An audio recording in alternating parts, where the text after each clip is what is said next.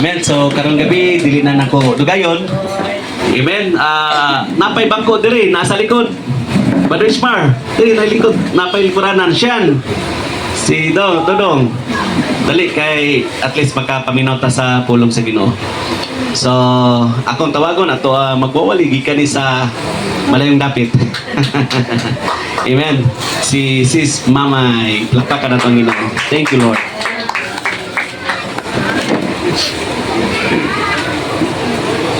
Maayong gabi sa tanan. Lagi something aning kuan ba kanang J-House nga pag nakadari makulbaan ka. No, taod-taod na pod. Ako lang sa karon ha. So, maayong gabi sa tanan, pag-usab. Salamat sa Dios sa kahigayunan nga gitagaan ko niya og chance na mag-share. Karong actually katong last week pa unta ni. Pero karang not feeling well manggod ko, so karon na lang. Pero akong gituhuan nga dili na siya late, dili po ni siya advance, on time gid ni siya para kay Lord. So magbasa sa ako dali sa John 9:38. Yes Lord, I believe, the man said, and he worshiped Jesus. So magampo sa ako. Yes Lord, hallelujah. Salamat o Dios sa kagabion, salamat sa matag usa ka kinabuhi Lord God nga nagsik sa imong Ginoo. And we thank you O God sa pulong karon Lord God nga Lord kini makapabag-o, makapausab sa moa Lord God. Mahimo kaming angayan diha sa imong Ginoo. Salamat Lord God nga imo gid ming tabangan Lord God nga among pagabuhaton maging in line sa imong kabubuton Lord God nga malipay ka kanamo Ginoo. Salamat O Dios, dumugong himaya kanimo lang. In Jesus name we pray.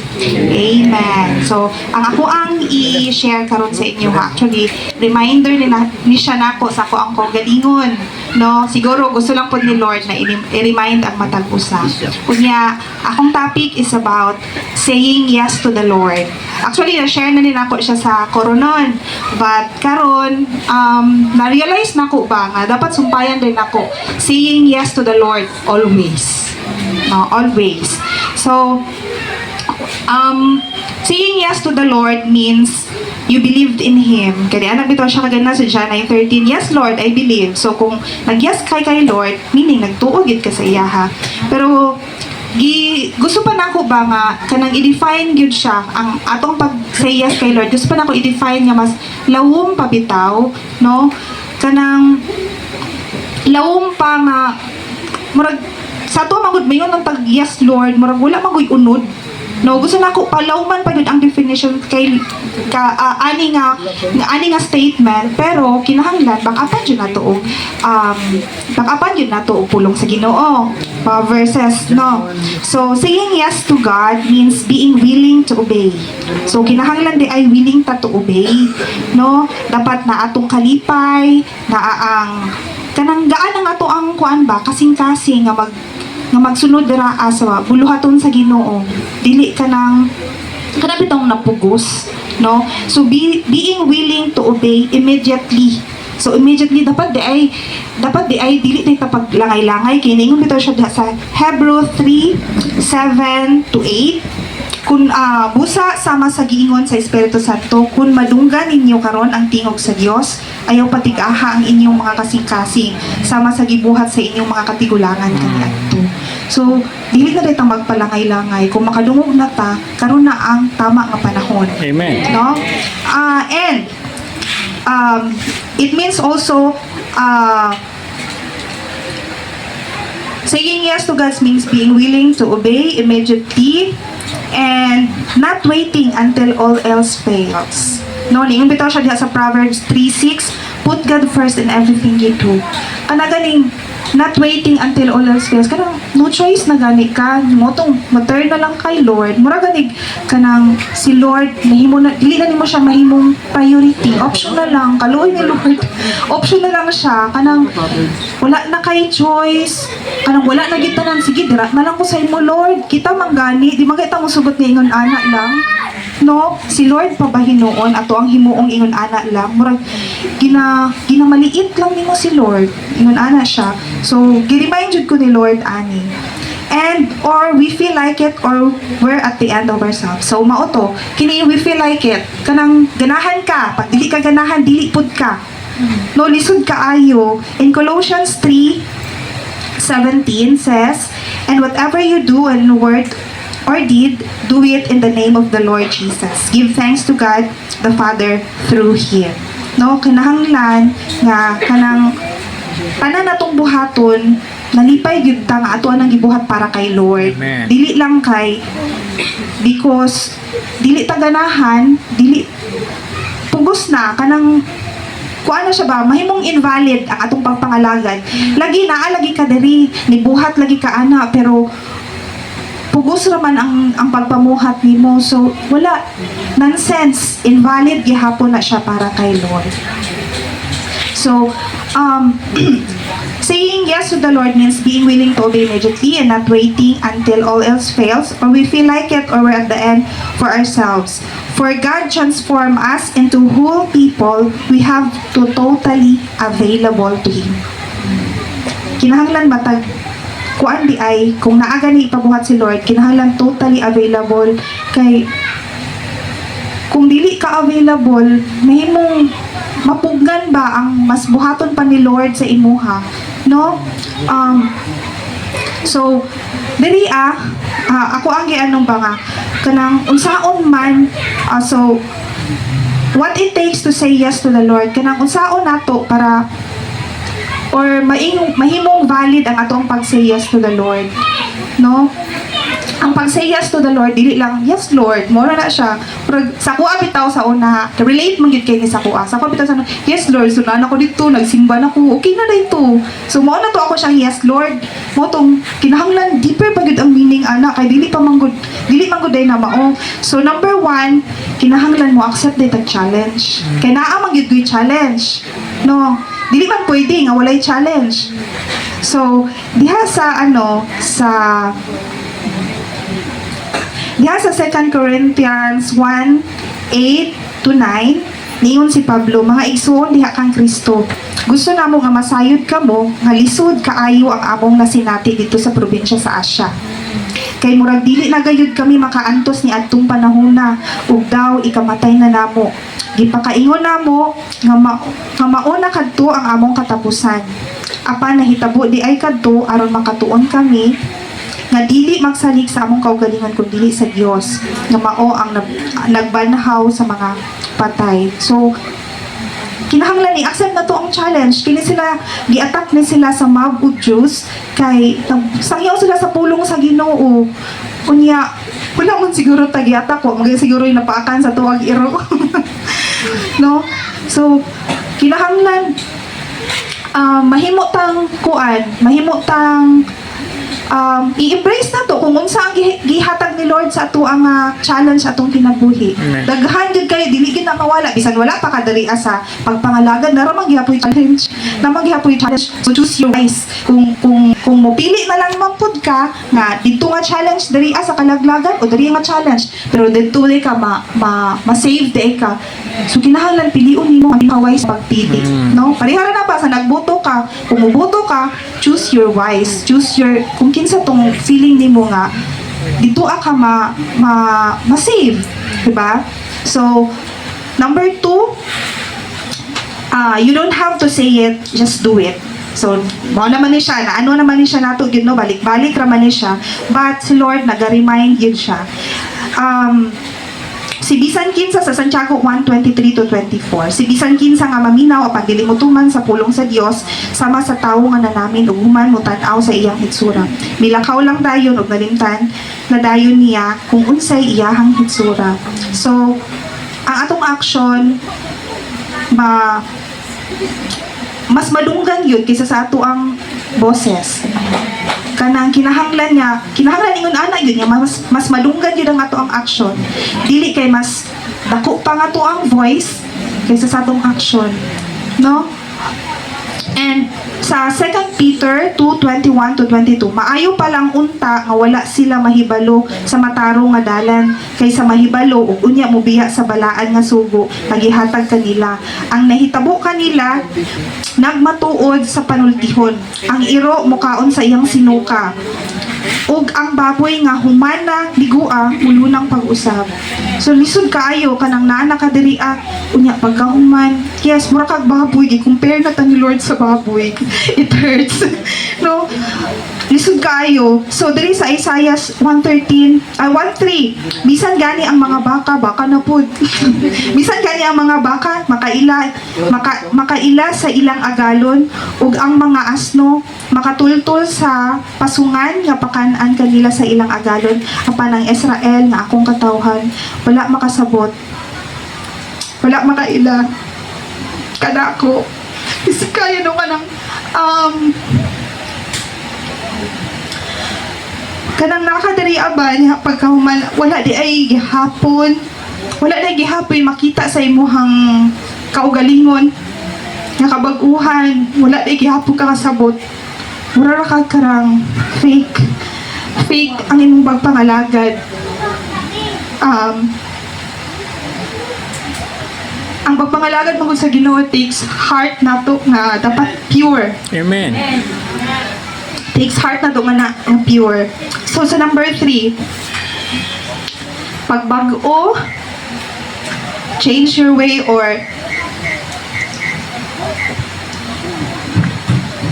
pagbago or i-change na to ang mga pamatasan na dating pamatasan. Kadali lang. Kanya.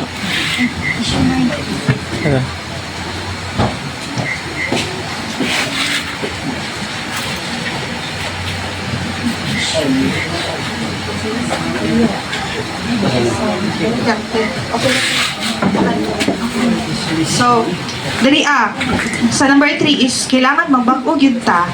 Sa Galatia 5:22-23, kining fruit of the Holy Spirit, apan kini ang makita sa kinabuhi sa tao kung ang Espiritu Santo mao ang nagahom kaniya. May gugmaon siya, malipayon siya, may kalinaw, may nantuson, maayo sa iyang isig katao, magihatagon, kasaligan, buutan, o makapugong sa iyang kaugalingon. Kung mao kini ang atong buhaton, dili nato malapas ang mga sugo kanato sa Dios. Sa ko ganina lang gyud naglingkod ko gi-reveal sa kuan ni Lord ba. Wala man ko niingon nga baliwala ko nato ni siya, pero gi-reveal ni Lord sa ako diri sa Hebrew. Sa Hebrew 5 verse 12.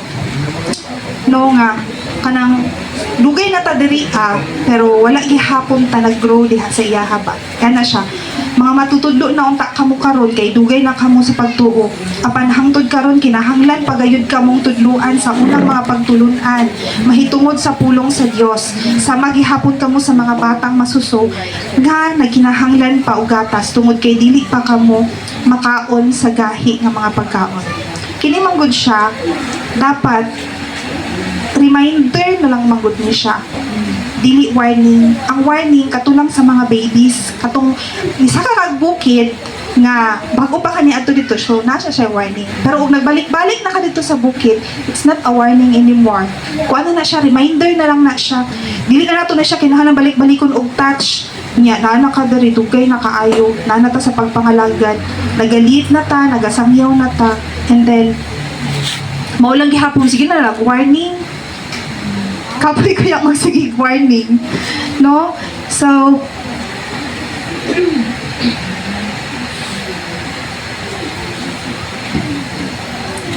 and then, dari sa 1 John 3:6, busa ang tanan niya na akang Kristo, dili na makasala, apan ang magpadayon sa pagpakasala, wala makita o makaila kaniya. Mga anak, ayaw kamo palimbong. Ang nagbuhat sa matarong sa makang Kristo. Ang magpadayon sa pagpakasala, iya sa yawa. Kay ang yawa nagpakasala man sukad pagayon sa sinugdanan. Ang hinungdan sa pag-ani sa anak sa Dios mao ang pagguba sa buhat sa yawa. No.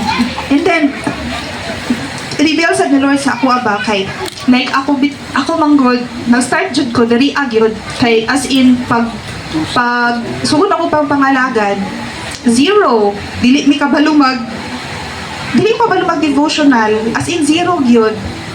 Mo nang pasalamat gyud ko ani nga ministry nga nag-abot ko diri kay diri jud ko natudluan. Glory to God. Dili ko kabaluan ang ginabuhat ni Mrs. G ano sa may kung unsa na iyahang karang devotional kay di mo mag-women's ta anong naingon ana. So gi-research nako sis. Gi-research nako siya. So nagapasalamat gyud ko. Mo nang ang kinabuhi po nila pastor ig pastora kanang ginapasalamatan gyud ako na sa Ginoo, no? Kay kinsa man ang gitahasan sa pag-atiman di ay sa atua. Di ba sila man? Amen. No? Diriya sa Efeso 4:8 sama sa giingon sa kasulatan, sa dihang mikayab siya ngadto sa langit, daghan ang mga binihag ang iyang gidala o gihatagan niya o nagkalain-lain nga mga gasa ang mga tawo. And then sa 4:11 to 12, ang uban gihimo niya og apostoles, ang uban mga propeta, ang uban mga magsasangyaw sa maayong balita ug ang uban mga pastor o mga magtutudlo. Gibuhat niya kini aron maandam ang mga katawhan sa Dios sa pag-alagad ug aron motubo sila may mahimong malig-on isip lawas ni Kristo.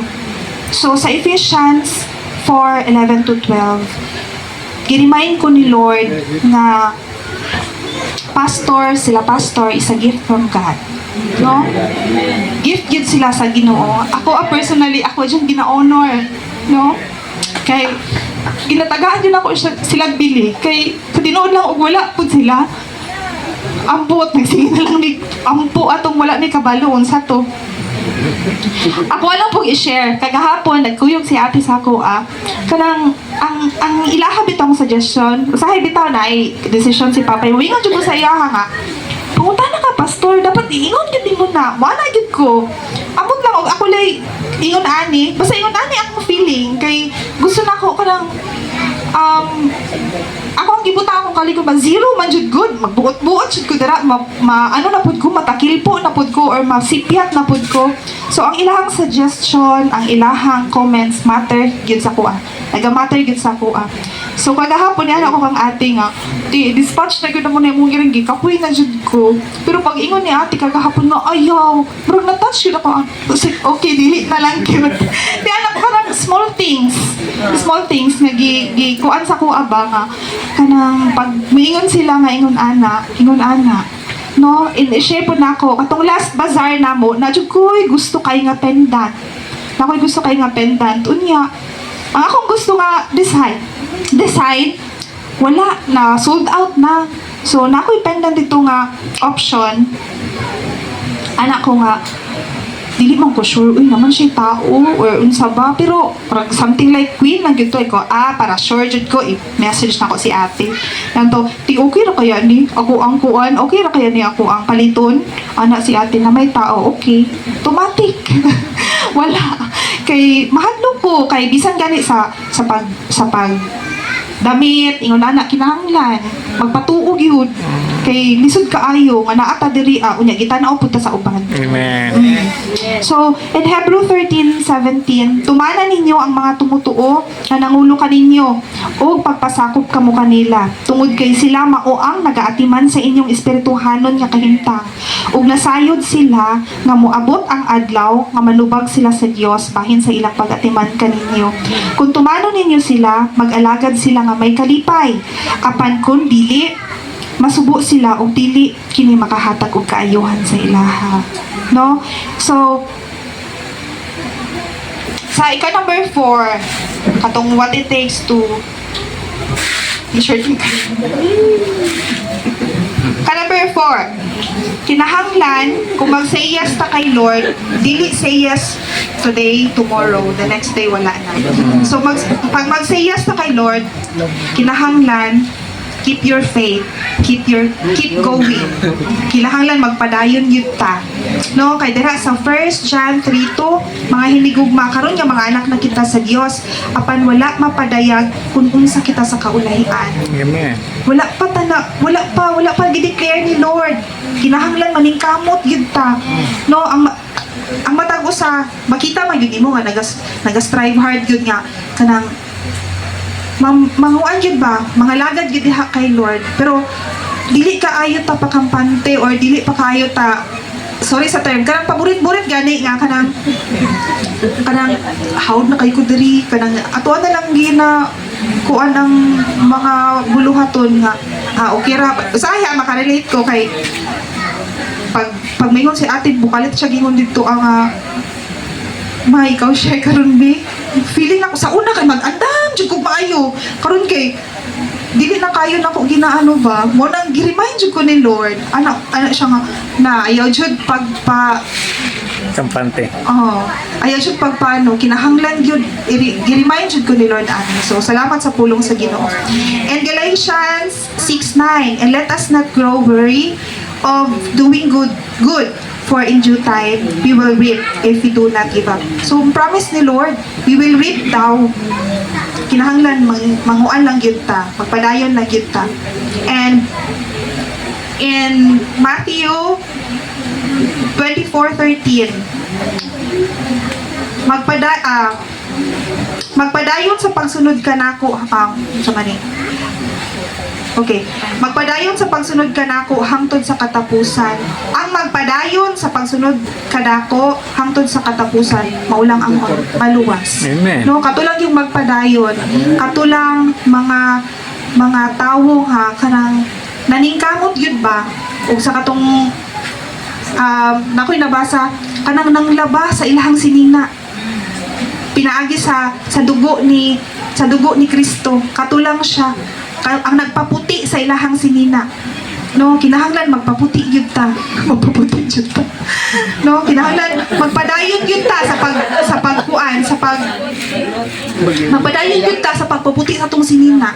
No, ingon ana nga idiom nga gigamit ni Lord pa, lawom kaayo.